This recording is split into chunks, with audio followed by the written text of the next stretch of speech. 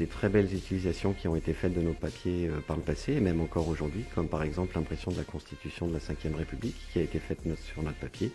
Des grands artistes comme Picasso, Dali, Mathieu, Rauschenberg, qui ont travaillé également sur nos papiers.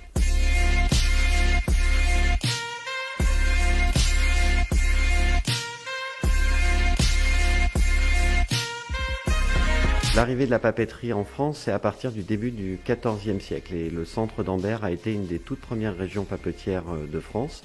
En ce qui concerne le moulin Richard de Bas, la date la plus ancienne connue pour ce moulin est celle de 1463, donc au milieu du XVe siècle. Alors effectivement, il n'y a plus que le moulin Richard de Bas qui est encore en activité. On comptait environ 300 moulins à papier en fonctionnement dans la région d'Ambert à la fin du XVIIe siècle, et ensuite, avec l'arrivée des techniques plus modernes, le changement de matière première au niveau industriel pour la pâte à papier, eh bien tous ces moulins à papier ont disparu au cours du XVIIIe et XIXe siècle. Savoir couper des tissus à l'aide d'un dérompoir, c'est une lame de faux qui est sur le côté, là, qui est ancrée dans la roche. Ces tissus vont être mis dans les piles à mailler à côté avec de l'eau. Et au bout de 36 heures de martelage, on va appeler ça le défibrage, on va obtenir de la pâte. Cette pâte, on ira la chercher à l'aide d'un seau qu'on va transférer dans la cuve en cuivre, qu'on va bien mélanger. On va mettre plus ou moins de pâte, tout dépend le grammage qu'on voudra obtenir. Cette pâte, on va bien la mélanger à l'aide d'un redable. Ensuite, on va se munir d'une forme. On va la plonger dans cette pâte, on va la relever, la laisser égoutter. On appellera cette opération-là l'ouvrage. Une fois qu'on va avoir réalisé l'ouvrage, on va déposer un feutre de laine sur la feuille précédente et on va procéder au couchage, c'est renverser la couche de pâte sur le feutre de laine. Et ainsi de suite, on va faire renouveler l'opération 100 fois. Et quand on aura 100 feuilles, on appellera ça une porce et on la glissera sous la presse et on va la presser. On va presser à 40 tonnes de pression pour enlever à peu près 80% d'eau des feuilles. Et ensuite, l'étape suivante, ça sera le levage. On séparera les feuilles de papier des feutres. Les feuilles seront toujours humides, elles, mais on pourra les déposer les unes sur les autres. Elles ne se collent plus entre elles, elles sont fragiles.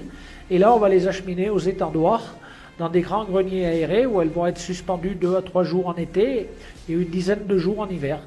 Ensuite, le papier sera laminé, trié, puis expédié ou mis au magasin, d'où dépend la destination.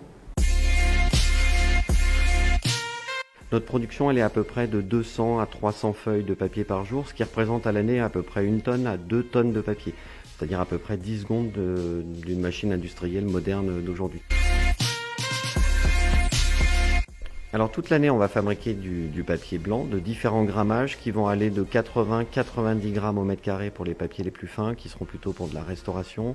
Ensuite, l'essentiel de nos papiers pour de la correspondance vont être en 180 grammes, et dès qu'on va monter au-dessus de 240, 360 ou 480 grammes, à ce moment-là, on sera plutôt pour des papiers pour les artistes. Également, en été, on va fabriquer du papier à inclusion de fleurs, également un petit peu en 120 grammes pour le papier correspondance à fleurs. Et ce papier à fleurs va servir pour l'impression de faire-part, l'impression de poèmes ou également la confection d'abat-jour, par exemple. Maintenant, au-delà de ça, il y a eu des très belles utilisations qui ont été faites de nos papiers par le passé, et même encore aujourd'hui, comme par exemple l'impression de la Constitution de la Ve République, qui a été faite sur notre papier. Des grands artistes comme Picasso, Dali, Mathieu, Rauschenberg, qui ont travaillé également sur nos papiers.